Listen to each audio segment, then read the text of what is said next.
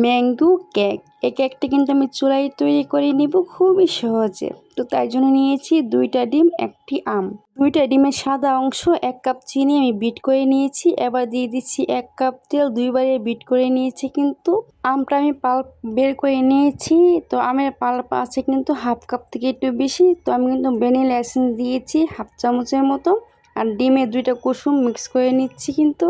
Mix করে এবার দিয়ে দিচ্ছি আমের যে পাল্প ওইটা হচ্ছে আমি হাফ কাপের মতো অ্যাড করে নিব, নিয়ে কিছুটা বিট করে মিক্স করে নেব।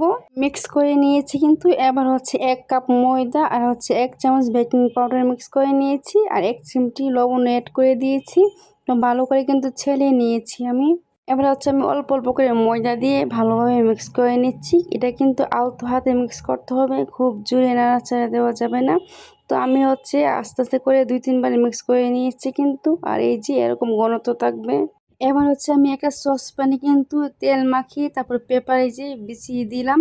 এবার হচ্ছে ব্যাটারটা ঢেলে দিচ্ছি। তো আমি এখানে খাতার কাগজ ইউজ করেছি, আপনারা পেপার কিংবা বেকিং পেপার ইউজ করতে পারেন। তো এই তো আমি কিন্তু চুলার মধ্যে বালি আর একটা স্ট্যান্ড বসিয়ে দিয়েছি। আমি হাই হিটে কিন্তু 2 মিনিটের মতো গরম করে নিয়েছি। এবার হচ্ছে সসপ্যানটা দিয়ে ঢাকনা দিয়ে রেখে দিচ্ছি। তো প্রথমে কিন্তু আমি 3 মিনিটের মতো হাই হিট রেখেছিলাম, তারপর লো হিটে আমি 40 মিনিটের মতো বেক করে নিয়েছি। তো এই তো ফাইনাল লুক আপনারা দেখতেই পারবেন চুলায় কেকটা কীরকম হয়েছে। তো এই তো আমার কেকটা কিন্তু কমপ্লিট হয়ে গিয়েছে, এই যে দেখতেই পাচ্ছেন। আমি একটু চেক করে নিচ্ছি যে কেকটা কি উপর দিয়ে কাঁচা আছে কি না। এই যে দেখেন আমি কিন্তু হাত দিচ্ছি, হাতের মধ্যে একদমই লেগেনি, তার মানে হচ্ছে আমার কেকটা হয়ে গিয়েছে। এবার হচ্ছে আমি নামিয়ে ফেলবো কিন্তু। চুলা থেকে কিন্তু কেকটা নামিয়ে ফেলেছি। আর এই যে দেখতেই পাচ্ছেন কতটা সফট হয়েছে কেকটা। তো আমার ছেলে মেয়ে বলছে যে আম্মু ম্যাঙ্গো কেক তৈরি করো, ম্যাঙ্গো কেক তৈরি করো, তাই জন্য কিন্তু ওদের জন্য ম্যাঙ্গো কেক তৈরি করা। আর এই যে দেখতেই পাচ্ছেন আমি একটা টুথপিক দিয়ে চেক করে নিচ্ছি যে ভিতরে কাঁচা আছে কিনা। তো এই তো টুথপিকটা কিন্তু একদমই ক্লিন বের হয়েছে, ভিতরে কিন্তু একদমই কাঁচা নেই। তো এই তো আমি কিন্তু কেকটা উল্টিয়ে উপরে যে পেপার ওটা সরিয়ে নিচ্ছি। আর দেখেন কালারটা কত সুন্দর এসেছে, তাই না? আর কেকটা কিন্তু খেতে অনেক মজা হয়েছে। আপনারা কিন্তু আমার রেসিপিটা দেখে ট্রাই করতে পারেন। আর কেক বানানো কিন্তু একদমই ইজি, কোনো ঝামেলাই নেই।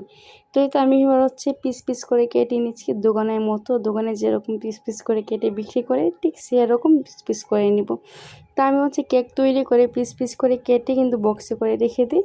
ছেলে মেয়ে যখন ইচ্ছা তখনই কিন্তু ওরা খায়, মানে ওরা খেতে পারে। প্রথম প্রথম যারা কেক তৈরি করে তাদের কাছে মনে হয় যে কেক বানানো অনেক কঠিন, কেক একদমই ইজি না। আর যখন কয়েকবার যখন বানাবেন বা প্র্যাকটিস করবেন তখন মনে হবে যে কেক বানানো ইজি। কেক বানানোতে বেশি সময়ই লাগে না, জাস্ট টেকনিক। আর এই যে দেখতেই পাচ্ছেন কেকটা কত স্পঞ্জ আর সফট হয়েছে। দেখেন আমি একদম মুট করে ধরছি, তারপরে কিন্তু কেকটা আগের মতো জায়গায় চলে যাচ্ছে।